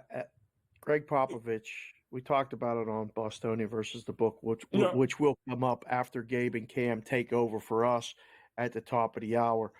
$16 million a year Popovich makes. So they're going to have to pay him 20. Like, he has to be absurdly highest paid coach in the league. 20 million, 5 years is $100 million. Like, I heard it's got to be 5 years. Why would he leave? He's in a good spot. You're right. It has to be a 5-year commitment. You go to the pros, you go to the Lakers, you're under even more scrutiny coming from the spotlight you're in, and you don't win. You play 80 games a year. You have now this in-season tournament. You have the postseason. You play like 100 games minimum a year with the preseason. Then you prepare for the draft. Or you stay in the Big East at UConn. You start with new kids every year or every other year. They're going to come. You're going to win. Mm-hmm. You play 32 games a year if you go all the way, maybe 36 if you play a preseason tournament, a nice trip to Hawaii. And then you're off for 3 months. What part am I missing, Joe? College coach is a pretty good gig. It would have to be an extraordinary amount of cash, which maybe it's going to be with the Lakers, but I don't get pulling a college coach to coach LeBron. Don't see it happening. InGame Live Primetime continues.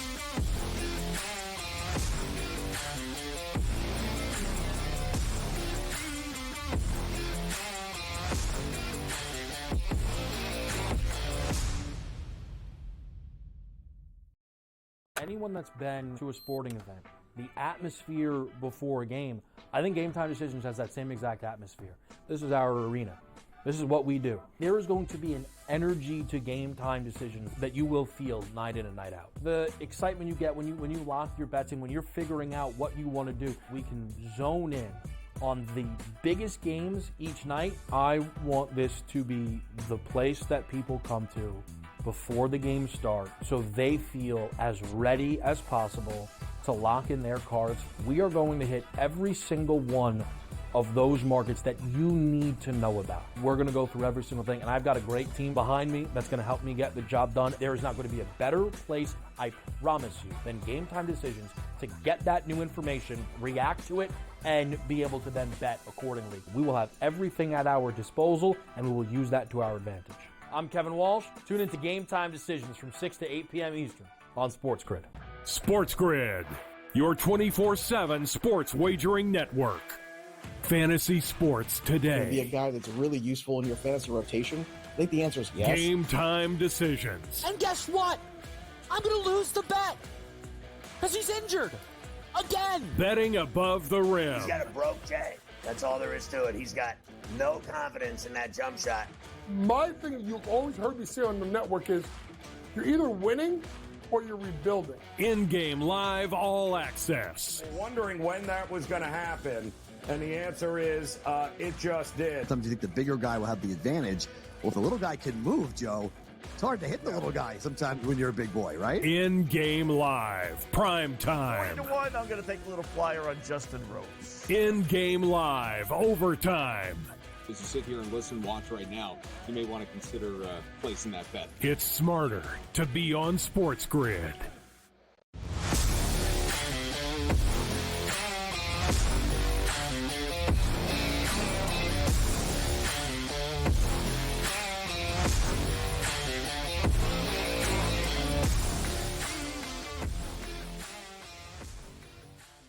All right, welcome back in-game live primetime here on the SportsGrid Network. We're getting some news in from earlier And it looks like the New York Yankees are now reporting that Juan Soto was pulled from the game here tonight against Minnesota for forearm issues. And it's apparently a big enough issue where he is now undergoing an MRI for dealing with an issue with his forearm. And that's not great news for the Yankees at all here.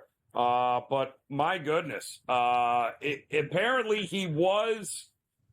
it might have been an issue during batting practice tonight, Dave. They're saying there might have been something going on there where he kept doing this thing with his arm. So maybe it didn't just happen. Maybe it was something that has been lingering, but now you're going for an MRI? Oh boy. This is certainly worth keeping an eye on to see what happens. But it does look like their number one prospect, this kid Dominguez, and it looks like he'll be in a Yankee uniform sooner rather than later, which is what a lot of Yankee fans were hoping for. The kid is an absolute phenom. I just wish it wasn't that he had to come up and replace Soto. Right. But that may very well be what it needs here for a little while. We'll keep our hope, but they're reporting the MRI now, which is never usually a good sign here, Dave. Yeah, you got to put it out there, I guess, and then the speculation begins. Dodgers go to Yankee Stadium this weekend. It's a big series. Yep. You probably hear it all weekend. It could be a World Series preview matchup. I love those exacta bets with championships. The Dodgers and Yankees was probably one of the preseason favorites. Gabe and Cam are coming up in 15 minutes here. Gabe's a big Dodger fan. I really enjoy watching the Dodgers play. I think this is one of those situations where I wanted to see best on best. And without Soto in that lineup, Yankees aren't the best at their best. So knock on wood, we don't know yet for sure. We're far from doctors. We got a couple doctors in the chat now watching. Doe, I see you guys in there. Unique. They're all waiting for the boys to come for do Sports Rage late night.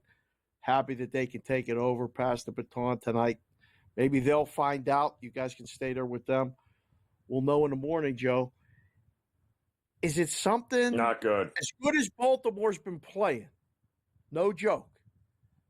Does Soto out to the All-Star break make you want to adjust the odds? Like, does that? I'm not saying, I'm not putting it on them. Don't come at me. I'm not hating on the Yankees.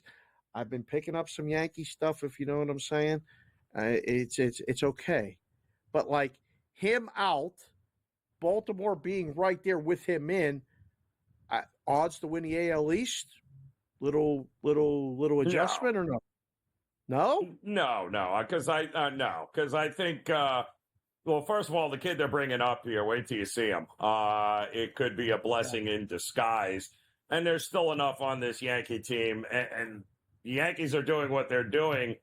In addition to mashing the ball, they're doing it because their starting pitching has been out of control. And it appears that Cole has thrown a game in his bull, and they are just raving about how good he looks and how good he felt. So reinforcements could be coming here for the Yankees, and it wouldn't be the worst thing in the world. I'd much rather him healthy for the August run than now. I don't think they need him now.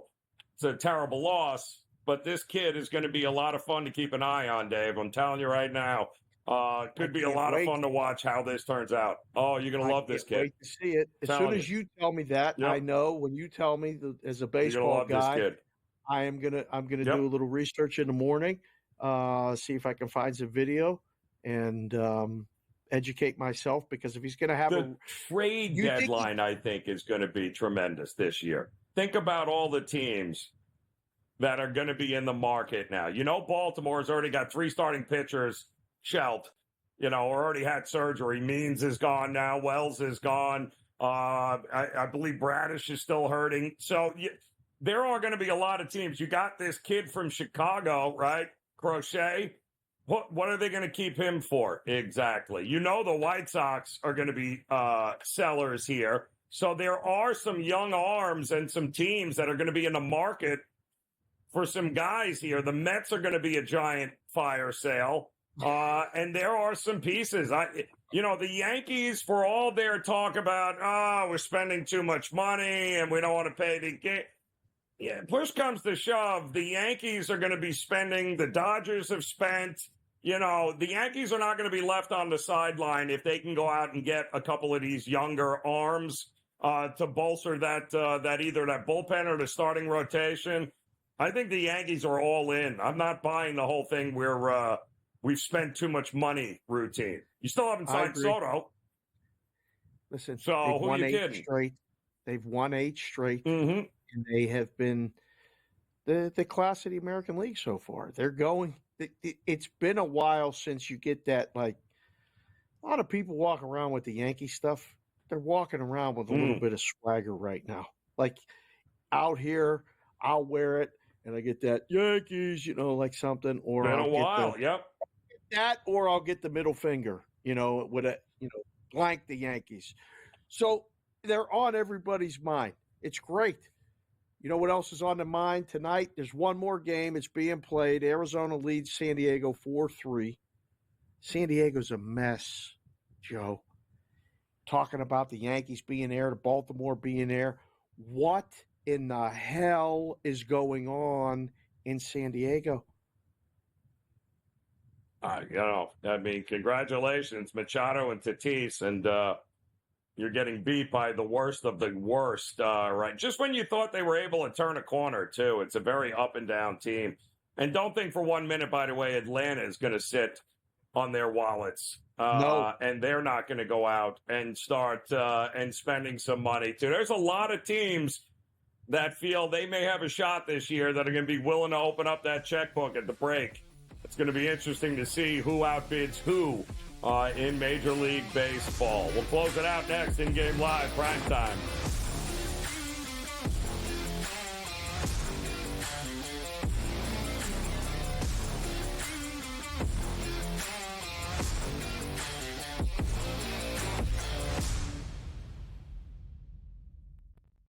Anyone that's been to a sporting event, the atmosphere before a game, I think Game Time Decisions has that same exact atmosphere.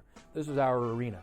This is what we do. There is going to be an energy to Game Time Decisions that you will feel night in and night out. The excitement you get when you lock your bets in, when you're figuring out what you want to do, we can zone in on the biggest games each night. I want this to be the place that people come to before the games start so they feel as ready as possible to lock in their cards. We are going to hit every single one of those markets that you need to know about. We're going to go through every single thing, and I've got a great team behind me that's going to help me get the job done. There is not going to be a better place, I promise you, than Game Time Decisions to get that new information, react to it, and be able to then bet accordingly. We will have everything at our disposal, and we will use that to our advantage. I'm Kevin Walsh. Tune into Game Time Decisions from 6 to 8 p.m. Eastern on SportsGrid. SportsGrid, your 24/7 sports wagering network. Fantasy sports today. Be a guy that's really useful in your fantasy rotation? I think the answer is yes. Game Time Decisions. And guess what? I'm going to lose the bet because he's injured again. Betting above the rim. He's got a broke J. That's all there is to it. He's got no confidence in that jump shot. My thing you've always heard me say on the network is you're either winning or you're rebuilding. InGame Live All Access. Wondering when that was going to happen, and the answer is it just did. Sometimes you think the bigger guy will have the advantage. Well, if the little guy can move, Joe, it's hard to hit the little guy sometimes when you're a big boy, right? InGame Live, Prime Time. 20-1, I'm going to take a little flyer on Justin Rose. InGame Live, Overtime. As you sit here and listen, watch right now, you may want to consider placing that bet. It's smarter to be on SportsGrid.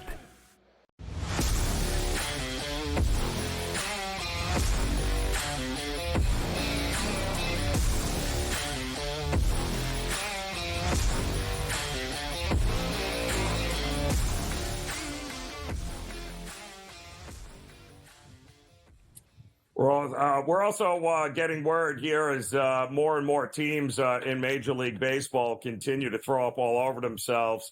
Luis Robert Jr. of the White Sox, the rookie Crochet, has Pete Alonso, and also Bregman of Houston, also apparently up on the trade block. So there are a lot of big names that are being floated around right now as we're really starting to see a little bit of separation here as we enter this, third month of the season here, Dave. There are clearly teams that are in it or feel they have a chance to win it. There are other teams where you got to get, you're at that crossroads. Houston, is it time to reset?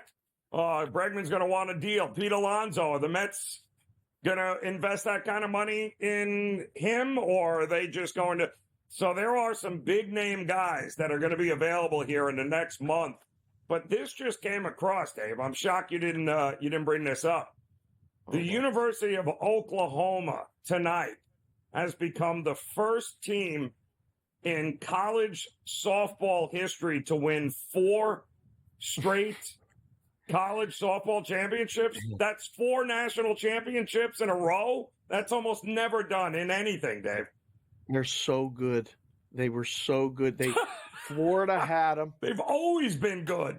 Florida, well, they're a superpower. Literally, watching them play in person a couple years ago, I took my daughter out to a tournament in Palm Springs, and we just watched the way they carried themselves. We watched the way they coached. They were just really, really like the best everything. The way they warmed up. I wrote down drills and different things that they did, and I kept telling my daughter, like, who can beat this team? Right. She was downstairs. She was rooting for Texas, and they were winning. Oh, and I went down during the break, and she was steaming. Mad. My oldest she's gonna go back to New Jersey and play in college, but she's watching it. I mean, you just got to tip your hat. Yes. They don't get beat, and they had the market last year. I bet them to win the Women's College World Series. I didn't do it this year. Too busy with the other stuff. So if you had them, congratulations. If you had the that's a dynasty, tonight, Dave. That's a dynasty. That? We don't talk dynasty in college. No. Oh, it's crazy. It doesn't. That's crazy. The last time you could talk a dynasty like this was UCLA, like with John Wooden, right? Yeah, that's what I mean. It never happens. No, never happens. But a 4-peat. Wow. It's incredible. It's incredible. Mm. All right, I'm done. You take it over the rest. Oh, wait, we got another minute. I was going to say, Gabe and Cam coming up. Been a great show. Right. What are we talking about tomorrow? What are these Boston people we know going to be saying tomorrow, Joe? What are they going to be saying? Well, let's listen. Anytime a Boston fan starts shooting from the mouth about how great, I'm just going to remind them about the Bruins, and then we'll end the conversation there. This is going to be all about the Florida Panthers over the next 24 hours. Let's go. Get ready. I mean, this is huge. It's Florida versus Canada at this point. So it's the Panthers taking on. I will say one thing, Dave. I'll say one thing with this. Anybody that is confused about who is going to win this thing, if you think it's a toss-up, I want you just to go look up on YouTube the celebration of the Florida Panthers when they won the Eastern Conference, and look at the Western Conference celebration with Edmonton. And you tell me, Dave, who is more prepared to win a Stanley Cup from those two teams and the way they celebrated after their respective division crowns there. You wouldn't have known they won anything in Florida. They've had a purpose. They've had a purpose all season, Yeah. especially since January. Yep. They've been the best team. They're the best team, even strength. Now they got Bobrovsky playing high, super level hockey in net. They're physical as hell. The coach is MFing everybody after when they lose. They're ready. The other team has Connor McDavid. He's still the single best player. Yes, they do. I can't wait to watch that series. I can't wait for hockey. Can't wait for Gabe to take over for us next. Yes. Well, they're coming up, though. I wonder what are the Bruins doing tonight, you think? Oh, that's right. They're playing golf. Settle down, Boston fans. Settle down. Dave and I are out of here. Enjoy the rest of the night. Sports Rage coming up next here on the Grid.